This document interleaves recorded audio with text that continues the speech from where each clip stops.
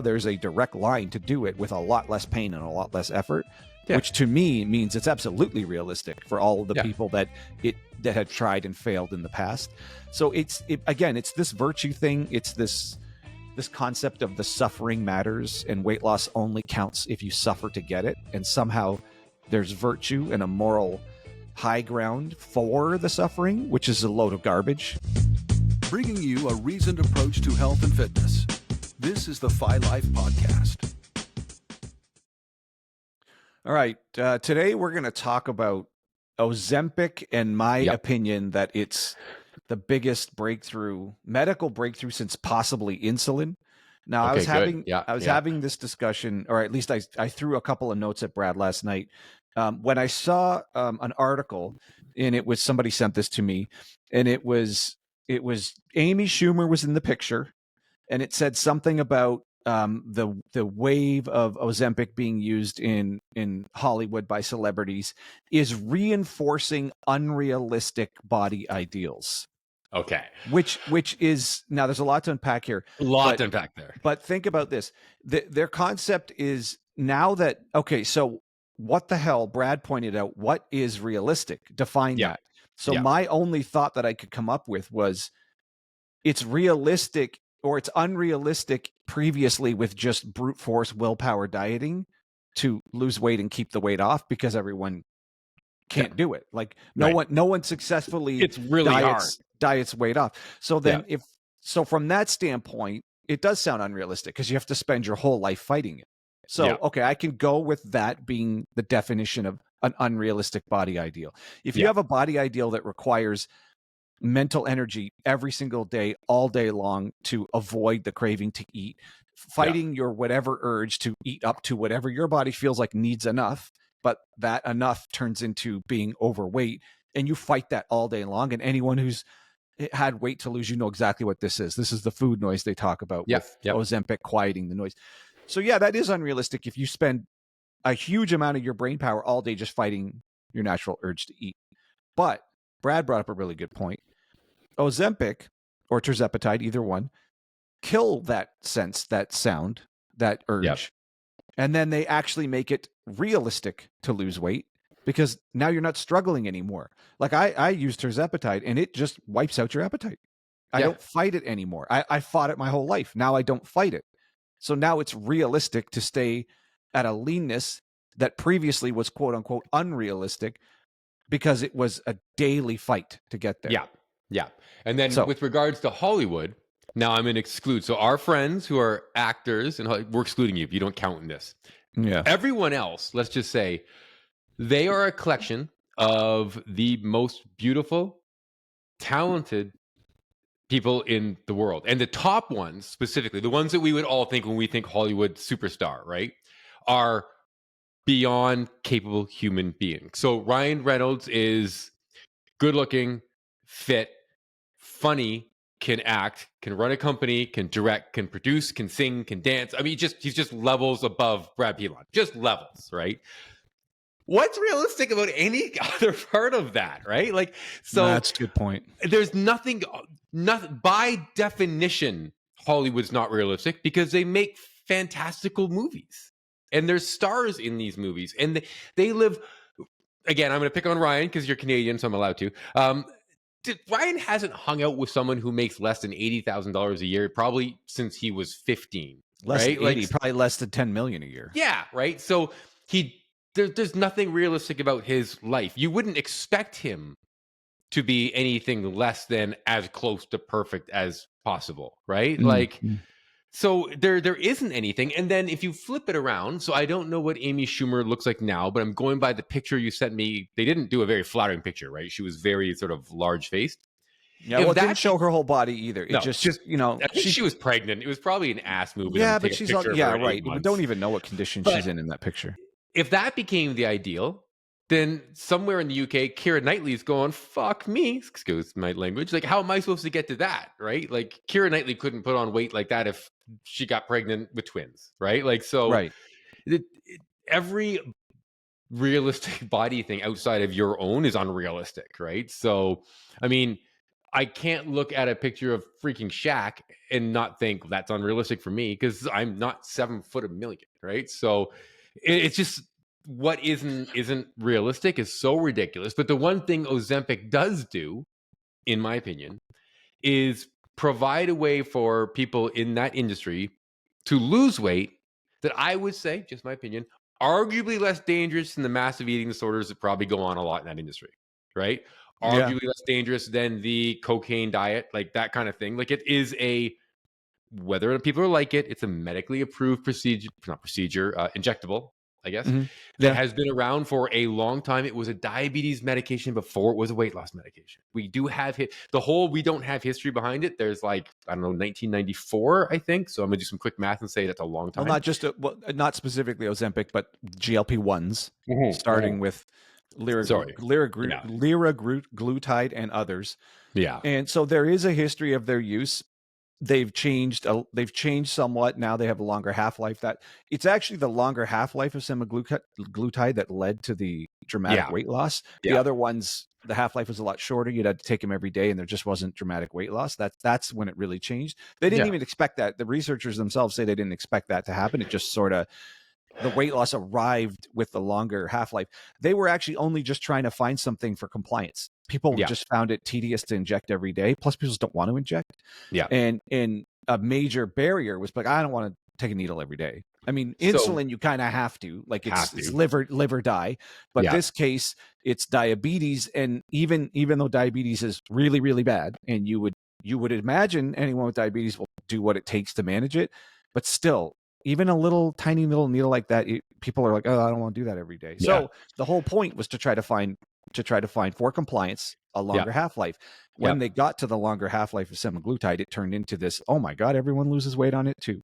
So to bolster Brad's point, GLPs have been around for a while. It's just the longer half-life ones are the newer ones that now show the weight loss. Right. So let's pull back the veil and explain what's going on, because this will be fun. So John and I got our start in this industry, like 2003, in like the online typity, try to make money, don't do it successfully thing. So what you would do back then is you would have a website that was just a long sales page, kind of like your Muscle Tech advertorial that you guys would see in Muscle Mags, only online. They kind of copied that look. Then you would test different headlines. So I would write a headline, John would write a headline, someone else would write a headline. And every time you clicked on eatstopeat.com, the exact same page would show up with a different headline. We would measure which headline got the most views or clicks or read-throughs, etc. That technique got moved into advertising online, where you would test and be, okay, I'm going to run hundreds of what was called Google AdWords at the time. And you would get terms, whichever one got clicked the most, that is the most clicky, most clickable organization of words that I have, right? So my understanding is that's how Tim Ferriss came up with the title of the 4-hour work week, right? Just did an ads for 2 hours, 3 hours, 4 hours, 5 hours, 6 hours, 7 hours, and 4 hours got the most clicks. That's the title of your book. That got turned into the art of clickbait, which is what can I put together in a headline to make you click? And it doesn't matter if it's right, wrong, whatever. And now there are professional headline writers. Ozempic's not in the news because it's controversial. Ozempic is in the news because you click on it.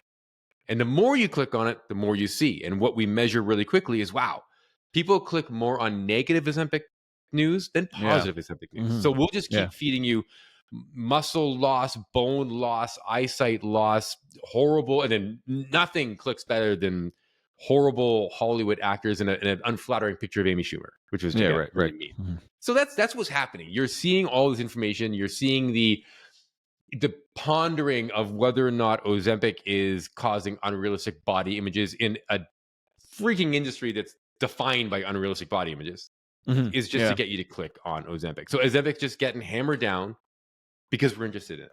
And that's really what's going on. So is Ozempic any different? It just seems like a tired narrative. Oh, unrealistic body. So the unrealistic body images, if you tried to diet your way down, it was unrealistic. Now Ozempic is also still unrealistic. It's almost as if whoever wrote this article, I didn't even look at the byline, just wants to believe the only, quote, realistic body size is overweight. Which is, to your point, that's not realistic for someone like Keira Knightley, or staying with her clone Natalie Portman. I don't know that they could be overweight if they tried. Nope. So why is that realistic for one person but not realistic for someone else? Let's circle back to Amy. No, I'm not a giant Amy Schumer fan, just in her comedy, but just as I've never met her as a person. Yep. But Amy Schumer is more attractive than the average person. Now, part of it is because she's funny, and that always helps. Amy Schumer can gain weight and still be better looking than a lot of people. So the weight is almost like it's like this is a controversial take here. Controversial. We'll roll with it. Let's go to my favorite girl, Rihanna. Right? Like Rihanna can be 40 pounds overweight or 40 pounds. She's still in no matter what. Yeah, no one cares. Yeah, right. So there is a fact that these are beautiful people who are better looking than the majority of us average folks, whether or not they are 40 pounds overweight and just got off of a bender in Saint Martin for a month, right? Like you know what, I can roll with that. The idea that Schumer is not, like, you don't want to look away when she's on camera, no matter what condition she's in. Like there's something camera worthy. Yeah. Obviously. Okay. Let's go back to our Ryans. If Ryan Reynolds and I both gained 50 pounds and then went to a black tie event, they would still know that's Ryan Reynolds, and he would still be gorgeous. Maybe right? Schumer, so, and I would be his driver or something. Dude, this is a tough take, though. Maybe it's because Schumer has a following and there's some amount of humor there. I know people who don't like her humor who just are repulsed by her, but so whatever. Yeah. But the point is, the whole thing is, this thing started with a picture. Maybe we should post the picture. I don't know if I can post the picture. How about a different one? Okay, go ahead. Yeah, no, I just want to say, but the idea that some of her humor was self-deprecating about her weight, but I guarantee she doesn't enjoy being overweight. That's true. If anything, I think the piece of her humor that was self-deprecating about her weight was a coping mechanism, because we've coached thousands of people to weight loss. I get it. It sucks. It's super hard to do.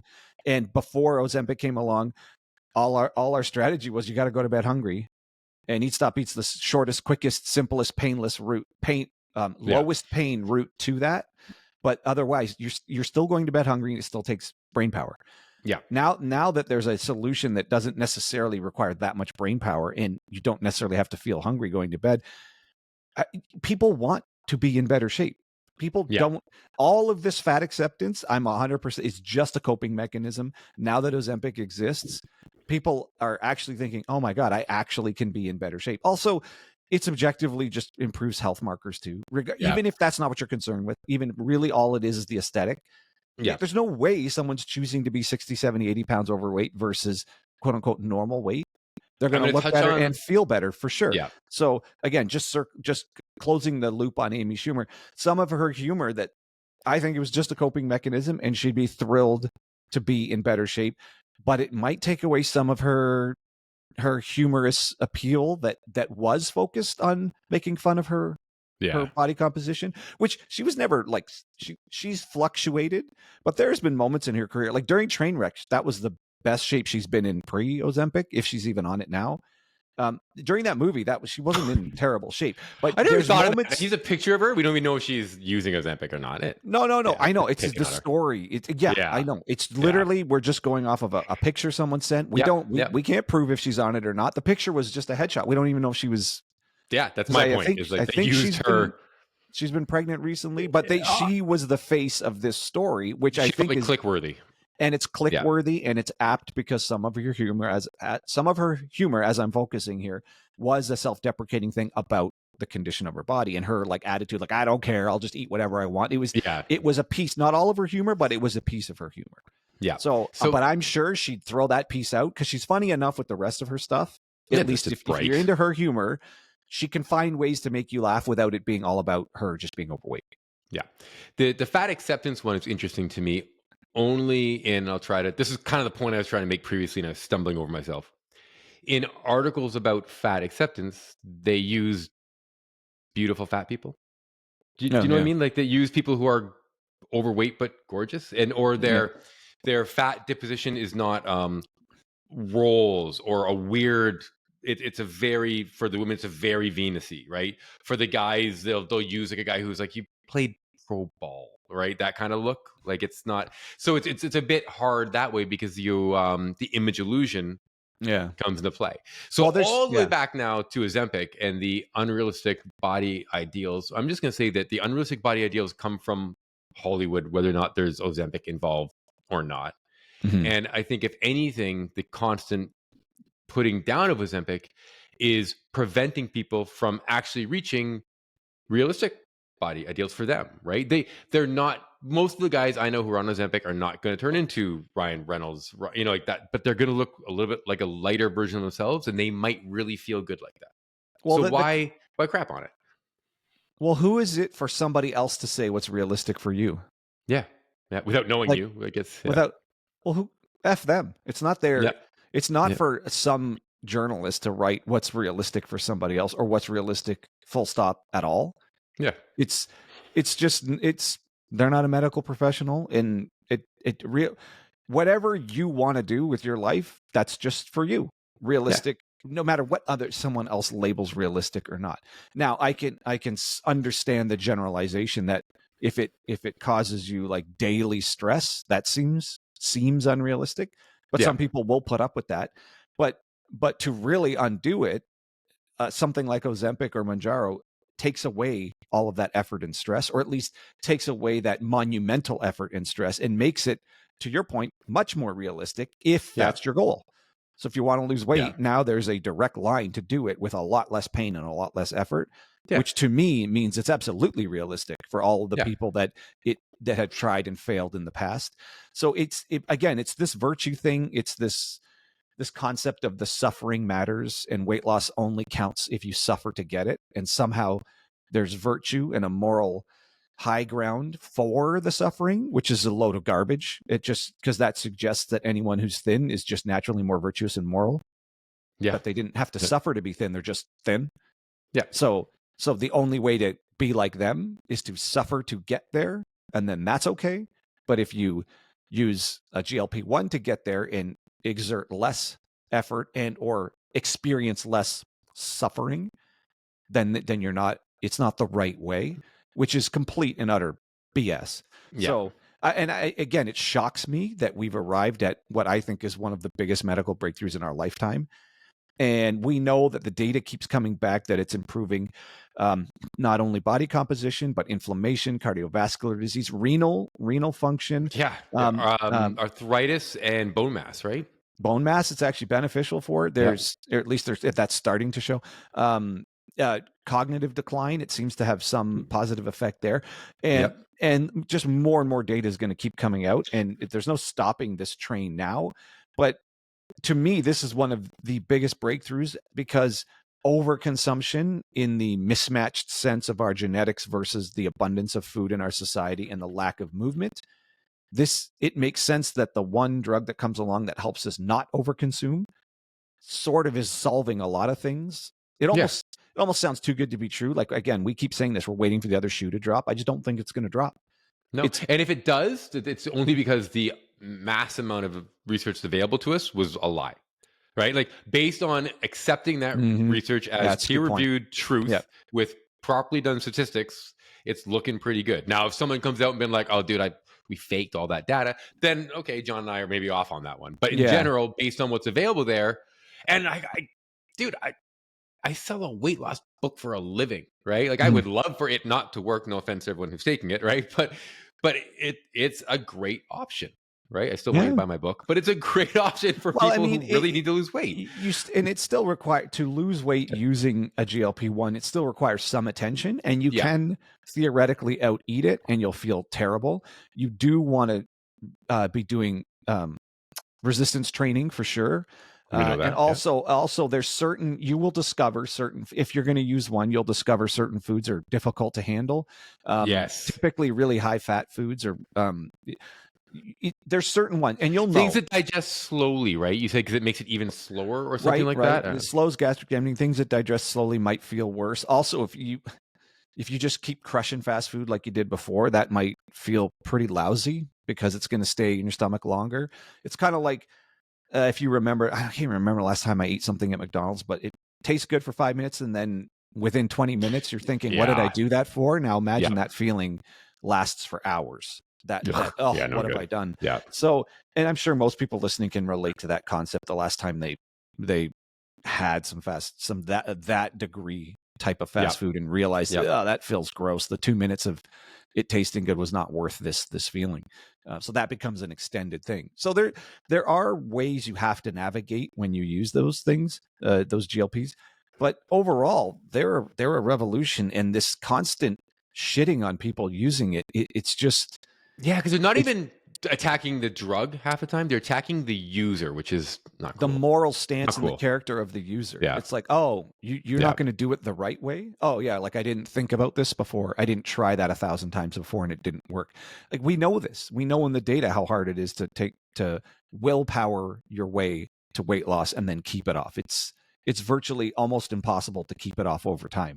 And now something can, and they're shitting on that too. It's almost as if the people who posit that argument don't want someone who's overweight to ever get in shape. They don't want you to win. They don't want you to join the other side, right? Right. Because well, no, that again, and we've talked about this on a previous podcast, because you're faking it. You're not actually a pretty in shape, lean person. You're not one of the beautiful people. You're not a good person. You're just trying to lose weight. You're not one of us. You're not on the pretty side of the spectrum. You're not in the in shape group. You're not in the privileged group. You're fat, and that's just who you are. So don't try to pretend to not be fat. I think the underlying sinister, like really evil view of it. And it's again, we've talked about this and there's data on it. It's because you're an imposter. You're pretending to be more physically fit, more of a viable mate than your genetics really are. Yeah. And so to wrap up, don't judge people on their weight or their attempts to lose weight.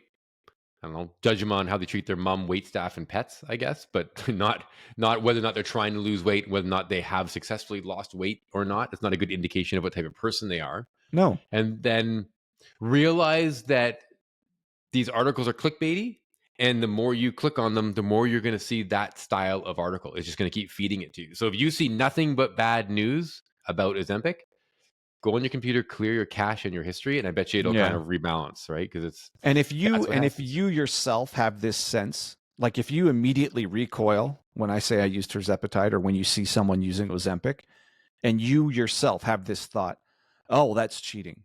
Ask yourself why, and if you just keep asking why, you'll eventually arrive at because you're a fraud and you're just meant to be fat. That's the final answer, and there's no other answer there.